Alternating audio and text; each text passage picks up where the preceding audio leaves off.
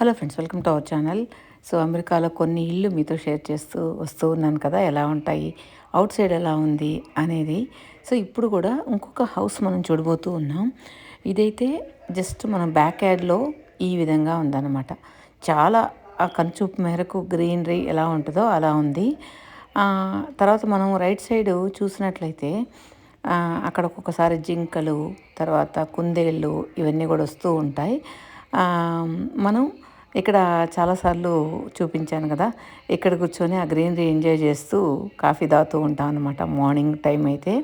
తర్వాత ఈవినింగ్ అయితే అలా గ్రిల్ చికెన్ అలా చేసుకుంటూ బార్బిక్యూ చేసుకుంటూ అలా ఎంజాయ్ చేయొచ్చు. సో మార్నింగ్ ఈవినింగ్ షెడ్యూల్కి బాగుంటుంది అనమాట. ఇంకొకటి ఏంటంటే, మనం ఇక్కడ ఎక్కడ చూసినా కూడా గ్రీనరీ మనల్ని పలకరిస్తూ ఉంటుంది.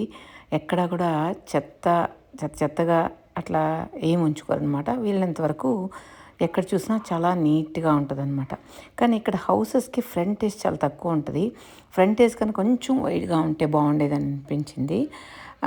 తర్వాత ఏంటంటే, ఇది మొత్తం వుడ్తో చేసింది కాబట్టి ఎక్కడ మనం పైన కొద్దిగా స్పీడ్గా నడిచినా కూడా కిందకి సౌండ్ వస్తూ దబదబా సౌండ్ వస్తూ ఉంటుంది.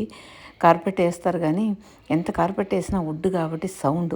అదే కాకుండా ఒక రూమ్లో ఏదైనా ఫోన్ మాట్లాడుతుంటే కూడా కింద రూమ్లో అంతా కూడా మనకి డిస్టర్బ్ అవుతూ ఉంటుంది. అదొక్కటి మనకి ఇక్కడ డ్రాబ్యాక్ అనిపించింది. మిగతా హౌస్ కన్స్ట్రక్షన్ అంతా కూడా ఇక్కడ మనకు లాగా కాకుండా కొంచెం తొందరగా స్పీడ్గా అవుతుంది. ఎందుకంటే ఈ కాంక్రీట్ వాల్స్ కానీ ఏం ఉండవు కాబట్టి, అంతా వుడ్ కాబట్టి కొంచెం 6 monthsలో కూడా ఒక విల్లాని కంప్లీట్ చేయగలరంట. అలా అనిపిస్తుంది. నార్మల్గా ఇక్కడ ఏ విల్లా చూసినా డూప్లెక్స్ ఉంటుంది. యాజ్ యూజువల్ కింద ఒక బెడ్రూమ్, పైన 3 bedrooms ఉంటాయి. కానీ ఇక్కడ ఏంటంటే వాటర్కి ఏమో తెలియలా, ఎక్కడ కూడా మనకు గ్లాసెస్ బాగా కొద్దిగా క్లీన్ చేయకుండా ఉంటే మరీ ఇదైపోతాయి కదా. అలా కాకుండా ఇక్కడ ఏంటంటే ఎప్పుడు కూడా క్రిస్టల్ క్లియర్గా అనిపిస్తూ ఉంటుంది. మోస్ట్లీ వాటర్ వల్ల అనుకుంటాను. ఈవెన్ వాష్రూమ్స్లో కూడా గ్లాసెస్ మనకు ఎప్పుడు కూడా ఈవెన్ స్నానం చేసినప్పుడు కూడా గ్లాసెస్ మీద వాటర్ పడతాయి కదా, మనకైతే వైట్గా మరకలు అయిపోతూ ఉంటాయి. కానీ ఇది స్నానం చేసిన తర్వాత ఒక 5 minutes తర్వాత చూస్తే కనుక ఆ గ్లాస్ అంతా కూడా క్లియర్గా ఉంటుంది అనమాట. అప్పుడు అనుకున్నాను నేను, మోస్ట్లీ వాటర్ అయి ఉండొచ్చు, వాటర్ వల్ల ఇట్లా అయి ఉండొచ్చు అని. ఇంకొకటి మెయిన్ వీళ్ళకి డస్ట్ చాలా తక్కువ. అదే ఎక్కడ చూసినా క్లీన్గా అనిపిస్తూ ఉంటుంది అనమాట. ఒక monthly once, 2 months once, in 2 months అలా క్లీన్ చేసుకుంటే చాలు వీళ్ళకి. ఈవెన్ మనకు పైన టేబుల్స్, ఈవెన్ మన బెంగళూరులో అయితే జస్ట్ ఇప్పుడు క్లీన్ చేస్తే 1 hour తర్వాత చూస్తే దాని మీద నెంబర్స్ రాయొచ్చు అనమాట. అలా ఉంటుంది. ఇక్కడ డస్ట్ లేదు, మెయిన్ డస్ట్ లేదు. అది కొంచెం బాగా అనిపించింది. ఏ వాటరు డస్ట్ వల్ల ఏంటంటే ఇల్లు చాలా క్లీన్గా అనిపించింది. ఇంక ఇక్కడైతే ఏ బెడ్రూమ్ చూసినా కూడా వ్యూ వచ్చి చాలా బాగుంది. అలా బెడ్రూమ్ కర్టన్స్ తీసుకొని పడుకుంటే కూడా కళ్ళకి ఆనందంగా పచ్చదనం కనిపిస్తూ ఉంటుంది. అదేవిధంగా ఇక్కడ ఏంటంటే ప్రతి బెడ్రూమ్ కూడా వ్యూ పాయింట్ ఉందన్నమాట. వ్యూ చాలా బాగుంది. అంటే కొన్ని సైడ్లు మనకు బెడ్రూమ్ వ్యూ బాగుంటుంది, ఇంకొక సైడ్ బాగుండదు, అలా ఉంటుంది కదా. కానీ ఇదేంటంటే ఏ బెడ్రూమ్కైనా కూడా వ్యూ పాయింట్ బాగా అనిపిస్తుంది. అది మోస్ట్లీ ఒక్కొక్క ఇంటికి ఉంటుంది, ఒక్కొక్క ఇంటికి ఉండదు అని అనుకోవచ్చు. కానీ ఈ ఇంటికి మాత్రం చాలా బ్యూటిఫుల్గా ఉంది. ఇంత బెడ్రూమ్ అంటే బాగుంటుంది అనిపించింది. తర్వాత ఇటు పక్క రైట్ లెఫ్ట్ క్లాసెట్స్ ఇచ్చేస్తారు. ఈవెన్ బాత్రూమ్ కూడా చూడండి ఎంత పెద్దదో. మనకు టబ్లో కూర్చొని స్నానం చేసే అంత ఓపిక ఉండదు అనుకోండి. అయినా ఎప్పుడైనా once in a week relax అవ్వడానికి బాగుంటుంది. ఇక్కడ ఏ వాష్రూమ్ అయినా కూడా 2 వాష్ బేసిన్స్ ఇస్తారు. మోస్ట్లీ హస్బెండ్ అండ్ వైఫ్ కావచ్చు, పిల్లలకు కావచ్చు అలా. అదేవిధంగా మనకు క్లాసెట్స్ కూడా బాగుంటాయి. కానీ మనకైతే బాగా దుమ్ము కొట్టుకోపోతాయి. ఇక్కడ బాగున్నాయి. తర్వాత వాళ్ళకి అక్కడక్కడ ఏంటి అలా పేపర్స్ అంటించున్నారు అనుకుంటారేమో, ఇంకా పెయింటింగ్ జరుగుతూ ఉంది. ఆ పెయింటింగ్ జరిగేటప్పుడు ఆ స్టిక్కర్స్ని ఆ కార్నర్స్ డోర్స్ మీద పడకుండా వేసేదానికి అట్లా అంటించి పెట్టున్నారనమాట. మళ్ళీ అది రీయూజ్ చేసుకునేదానికి వీలుగా అంటించి పెట్టున్నారు. ఇక్కడ ఏంటంటే లేబర్ కూడా చాలా ఎక్కువ ఉంటుంది. ఇక్కడ ఈరోజు ఏంటంటే క్లీనింగ్కి వదిన పిలిపించిందనమాట.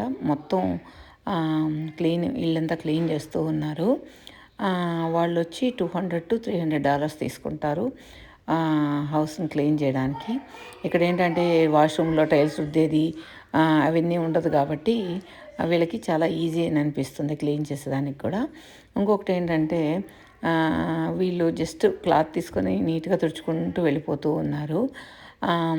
కాకపోతే ఇంకా మొత్తం క్లీన్ చేయాలంటే కష్టం అని ఇలా బుక్ చేసుకుంటారు, కానీ లేకపోతే అవసరమే లేదని అనిపించింది. ఇది బేస్మెంట్లో ఏంటంటే జస్ట్ హోమ్ థియేటర్, చిన్న కిడ్స్ ఏరియా, ఒక బార్ కౌంటర్ లాగా ప్రతి ఇంట్లో ఉంటుంది ఇక్కడ. అదేవిధంగా పిల్లలకి గేమ్స్ ఆడుకునే దానికి వీలుగా చాలా స్పేషియస్గా ఉందన్నమాట.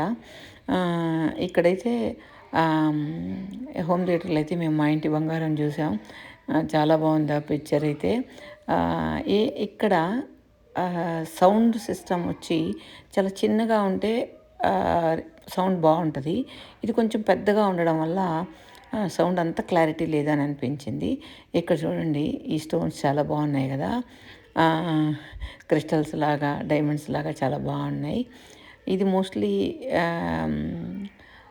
ఈ ఏరియా అంతా కూడా ఇంకొక బెడ్రూమ్ కూడా చేసుకోవచ్చు అనమాట, అలా ఉంటుంది. కానీ వీళ్ళైతే కిడ్స్కి వదిలేశారు, మొత్తం ఆ ప్లే ఏరియా అంతా బాగుంటుంది అనేసి. తర్వాత ఏంటంటే మెయిన్ ఎక్కడ ఏ ఇల్లు చూసినా basement, first floor, ground floor and first floor compulsory విల్లాస్కి ఇలానే ఉంటాయి.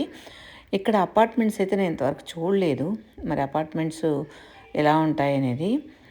మోస్ట్లీ ఒకే ఫ్లోర్లో 4 bedrooms 5 bedrooms అలా కట్టేస్తారేమో తెలియదు, వాళ్ళ నెసిటీని బట్టి. ఇదైతే జస్ట్ ఆఫీస్ రూమ్ లాగా పెట్టుకున్నారు. ఆఫీస్ రూమ్ కాదు, ఇక్కడ వర్క్ చేసుకునేదానికి వీలుగా బెడ్రూమ్ని ఇలా చేసేసుకున్నారనమాట. దానికి కూడా గ్రీనరీ వ్యూ పాయింట్ ఉంది. సో ఈ స్టెప్స్ ఎక్కేటప్పుడు కూడా దబ్ దబ్ దబ్ సౌండ్ వస్తూ ఉంటుంది. అదే ఈ వుడ్డుకున్న ఇది అనిపించింది. వుడ్ ఇంట్లో అయితే ఇలా. ఇక్కడ ఏంటంటే నార్మల్గా చిన్న పూజ రూమ్ లాగా సెట్ చేయించుకున్నారు. తర్వాత హాల్లోనే హాలు, డైనింగ్ టేబుల్, తర్వాత పూజ రూము, తర్వాత మళ్ళీ లోపలికి వచ్చినట్లయితే ఇక్కడ ఒక పెద్ద ఇది సోఫా సెట్ ఉంటుంది. అదేవిధంగా ఐలాండ్ కిచెన్ అన్నమాట. సో లివింగ్ ఏరియా అంతా కూడా ఈ విధంగా ఉంటుంది. కానీ ఎక్కడ చూసినా అన్నీ స్పేషియస్గా ఉన్నాయి కాబట్టి కొంచెం బాగా అనిపించింది. ఇక మనం బయట డెక్లోకి వెళ్ళినట్లయితే ఇక్కడి నుంచి మనం కింద చాలా చెట్లు పెట్టుంది. ఇవన్నీ కూడా మనం కూరగాయ చెట్లే ఎక్కువ, అవన్నీ కూడా కిందకి దిగి మీకు చూపిస్తాను. సో స్టెప్స్ మనం ఇటు నుంచి బయట కూడా వెళ్ళచ్చు, అదేవిధంగా గార్డెన్లోకి కూడా వెళ్ళచ్చు అనమాట. ఈ ఏరియా అంతా ఏమైనా పార్టీస్ చేసుకోవడానికి కూడా అందరికీ చాలా బాగుంటుంది. అన్ని పక్కల ఇళ్ళ వాళ్ళకి ఇది బాగుంటుంది అనమాట. ఒక్కొక్కరికి ఒక్కొక్క ఏరియా ఇచ్చి ఉంటారు, కానీ ఎవరు బౌండరీస్ వేసుకోపోయేటప్పటికి చూసేదానికి విశాలంగా చాలా బాగుంది. ఇక్కడ ఎక్కువ టమాటో, వంకాయలు, తర్వాత ఆకుకూర, గోంగూర, చామగడ్డలు, తర్వాత ఇంకేందో వేసున్నారబ్బా, ఇవన్నీ కూడా కీరకాయలు ఇవి వేసింది. ఇవన్నీ ఒక్కొక్క టైంలో మొత్తం పోతాయంట ఇక్కడ వీళ్ళకి స్నో పడినప్పుడు, మిగతా టైంలో బాగుంటాయన్నమాట. మెయిన్ ఈ ఏరియా అయితే చాలా బ్యూటిఫుల్గా ఉంది. చూసినంత వరకు పిల్లలు ఆడుకోవడానికి చాలా బాగుంది. అదేవిధంగా మనం సరదాగా ఈవినింగ్ అలా తిరగడానికి కూడా చాలా బాగుంది. చూడండి, ఆ కనుచూపు మేరకు అంతా కూడా గ్రీనరీ. అక్కడ ఒక జస్ట్ వాటర్ పారుతూ ఉంది. ఆ సౌండ్స్, ఆ చిలుకలు అవన్నీ కూడా బాగుంటాయి. మళ్ళీ నేను అటువైపు వెళ్ళినప్పుడు నేను అది జస్ట్ న్యాచురల్ సౌండ్స్ కూడా తీద్దాం అనుకుంటూ ఉన్నాను. ఇక్కడ కొన్ని పెద్ద ఇళ్ళు, కొన్ని చిన్న ఇళ్ళు ఉన్నాయి. ఒక్కొక్క దానిలో రెండు ఇళ్ళు అటాచ్ చేస్తున్నారనమాట. ఇదే మనం డెక్లో నుంచి ఇలా బయట కూడా వచ్చేయచ్చు అనమాట. బయట వచ్చి రోడ్డు మీదకి వెళ్ళేదానికి వీలుగా కూడా ఇట్లా ఉంటుంది. ఇంకొకటి ఏంటంటే వీళ్ళ ల్యాండ్స్కేప్ని ఎక్కడ కూడా డిస్టర్బ్ చేయకుండా ఉంటుంది. చెప్పాను కదా నేను జింకలు, కుందేళ్ళు వస్తాయని. చూడండి, ఈవినింగ్ అయ్యేటప్పటికి జింకలు 2 వచ్చేసాయి. అదేవిధంగా కుందేలు కూడా కనిపించింది, అది నేను క్యాప్చర్ చేయలేకపోయాను. అవన్నీ నార్మల్ కుందేళ్ళు అనమాట, అంటే వైల్డ్ కుందేళ్ళు లాగా ఉంటాయి. ఇవి కూడా హ్యాపీగా ఫ్రీగా తిరుగుతూ ఉంటాయి ఇక్కడ. మరి వీటికి ఎవరు అంత ఇది అనిపించరేమో, రిస్ట్రిక్షన్స్ అంతా లేవు అనుకుంటా ఇక్కడ. నార్మల్గా అయితే మనకు తీసుకెళ్ళి జూలో వేసేస్తూ ఉంటారు కదా.